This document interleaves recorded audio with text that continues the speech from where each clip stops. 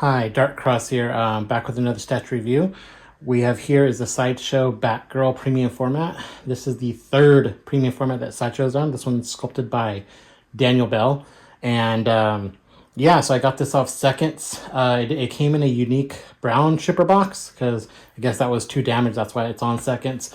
The actual art box stuff, it only has like a little like dent here, dent at the bottom. Pretty much the corners it has a dent, but here's little spin of everything, just a closer shot of the statue, and the bat symbol. So yeah, let's get this opened. All right, so here are the contents. You have the base, the Clayface base, and you have his arm, you have her cape, the hand that goes in front of her face, the hand with the crowbar, her portrait there, and her body.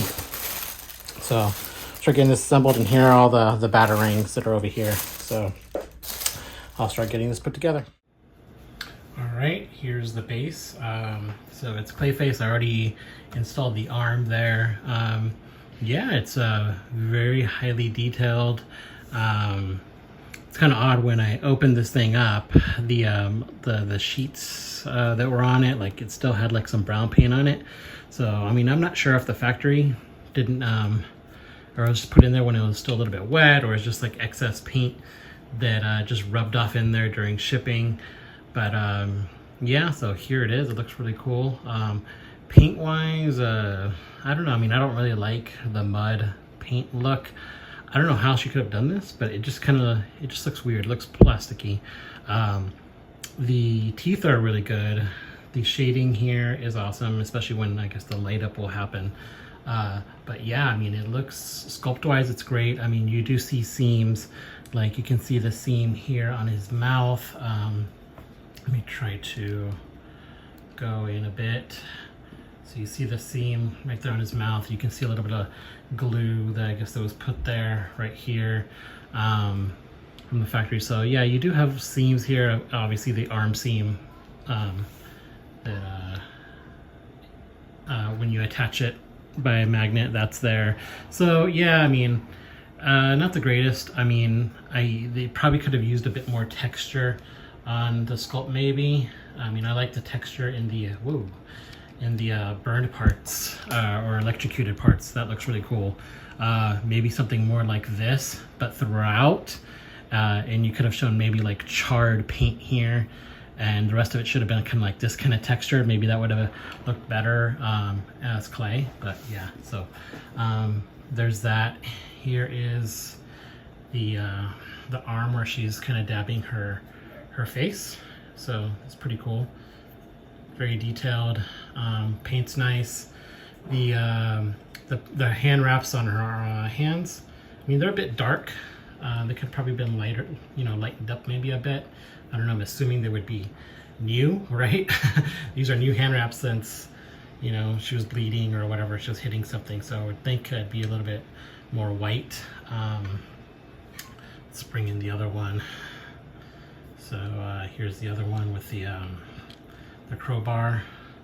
So that's cool. I mean, I don't know why she'd be hitting it with a crowbar. I mean, I know some customizers are going to do like Freeze's gun or something else, like batarangs that have, you know, she's holding like a batarang that has a, you know, electric shock thing or something on it. I don't know. But a bit different. Crowbar is kind of weird. Now let's go to her cape. So her cape is very light. I don't know if it's PVC or resin, but it's extremely light. I mean, very highly detailed, looks dirty.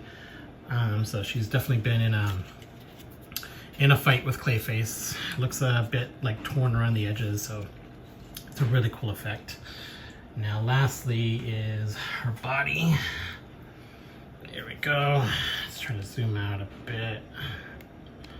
So yeah, I mean, first female sculpt by Daniel Bel, so it's really cool. And yeah, I mean, fantastic anatomy. This I always got bothered by. She's like doing like an Instagram pose kind of thing, like she's throwing her her torso out, sticking her butt out. I mean, not that it looks bad, it doesn't, but she is doing that kind of pose.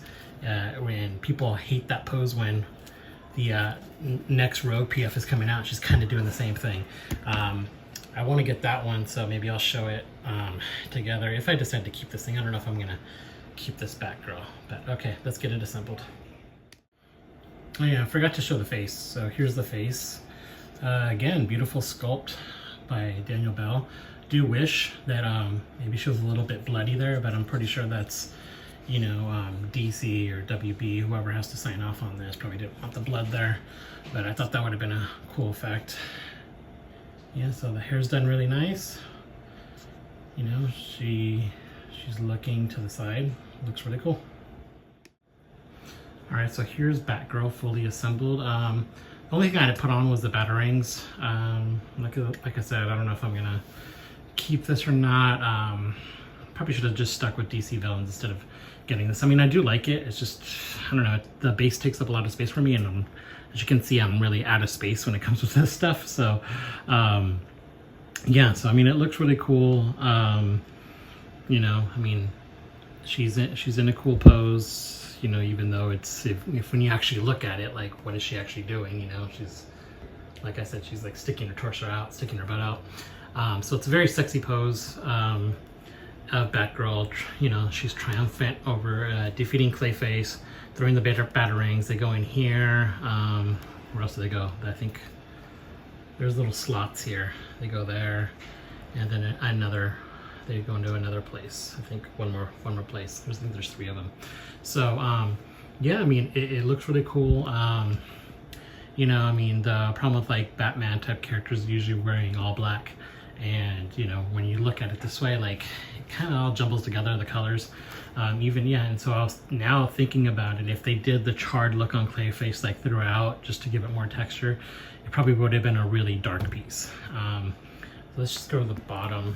So again, as with like Sideshow and their concrete type bases, I really don't like it. You know, it's just, there's never a lot of color contrast between the top of the asphalt and the gravel below. You know, it's almost a lot of the same color. You know, like I said with the Weta bases, they do a better job of doing environmental bases, and this, when you look at it and it's peeking through, I mean, it just looks, it's just not painted that well. And I don't know if the sculpt is really coming through, or it's just too much of a heavy paint job. But that's beside the fact. You're not looking at rocks. So you want to look at Clayface. So Clayface, like I said, the colors on him, I don't know what other colors you could have used. I do think you probably needed more texture. I mean, if you kind of go in a bit more, you see the like they did like a speckle like paint on it, just to give it some type of like differentiation between like the rest of it, because the rest is just a brown blob, right? So they try to do something. Maybe just a bit more texture for me on the actual sculpt. I mean, it's really smooth. I don't know. He's being injured, so I would think that he would be more like this kind of everywhere. I don't know. I mean, I have a different view of what Clayfish looks like. I mean, this is more animated kind of look, you know, very simple, smooth, brown type of look. Go there. I mean, look, that looks really cool there. So, and then you have his big hand, and you have the 3 people he's trying to turn into. So it's Batman, it's Commissioner Gordon, and who else? I think that's Nightwing there. So yeah, I mean, really cool. She was a very modern type of outfit, which I like. I mean, I've always wanted a Batgirl. When I initially started collecting, there was the Sideshow first premium format, which I really liked. But I guess more of my DC stuff has been movie pieces. So I don't know. I see this and I'm like, yeah, it's cool. It's very Arkham-y, but not sure if I'm going to keep it. But check out the badges again. I mean, sorry, the badges. You know, she's putting this on her. You would think it'd be a bit cleaner if it's newer with a little bit more blood showing, because this is her in the midst of a battle. So I think she would just be recently putting it on. I mean, it looks like it's been on for a long time if she didn't fix her suit, kind of thing, you know? Anyway, that's just like story-wise, like how I think when I'm looking at a piece. But in terms of the design, great female body sculpt, and I love the texture given to the costume. It looks very modern. It looks like something realistic that someone would wear. You know, so yeah, I mean, she has like the armor on her shoulders, you know, her gauntlets and stuff. Like, it all looks very you know, very realistic looking. So yeah, I mean, very cool, very cool. And you know, her cape's flowing to her left, which is awesome. She has her utility belt. The gold here is like, seems like a darker gold than like the rest of her armor, which kind of breaks up the colors a bit. Her emblem again there, and just look at that. I mean, it's really cool. It's a really cool design and fantastic sculpt.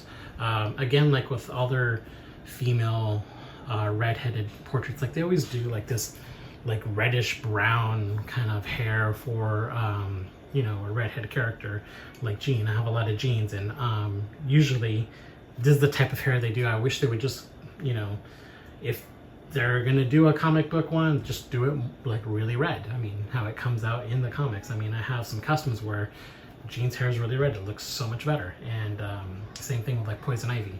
I always kind of do this kind of brownish red color. I wish they would just go a bit more red, brighter colors. But yeah, I mean, I really like it. It is cool. I just don't know if it's for me in terms of where my collection is going at this point. So, especially since I don't have a lot of room. So, whoa, the camera's moving. Let's go back down. So anyway, yeah, so I think if you're on the fence, I mean, they made thousands of these. I want to say they made 2,000. I'm not sure. So I got this one on seconds. So that was like 15% off if you're able to get it on that. And I'm assuming once the next batch starts coming in, you'll probably see more going on seconds. So basically, I'm guessing the brown box, because it came with a customized brown box or shipper, you know, that was damaged. But the actual art box maybe has a dent in it, not a hole, like just a dent in the corners. Everything else came out perfect. And this is, I think, my third statue from seconds, third or fourth. So I mean, it's a great way if you want to, if you're collecting these and you don't want to pay these inflated prices at this point, then you try to get them on seconds, and you can at least save yourself 15% plus, you know, whatever else. So next I'll probably I want to get Rogue, the one that everyone hates. And I'll probably try to get that one on seconds, because I also have a gift card and reward points from Sideshow. So yeah, so that's probably the next one I'm gonna get. And yeah, so if you're in the market, you want Batgirl, this is a great Batgirl to own, and most likely because they made so many, you can probably get it for a bit cheaper. So anyway, let me I'll plug it in, and so we can see the lighting. All right, so here it is with the lights on.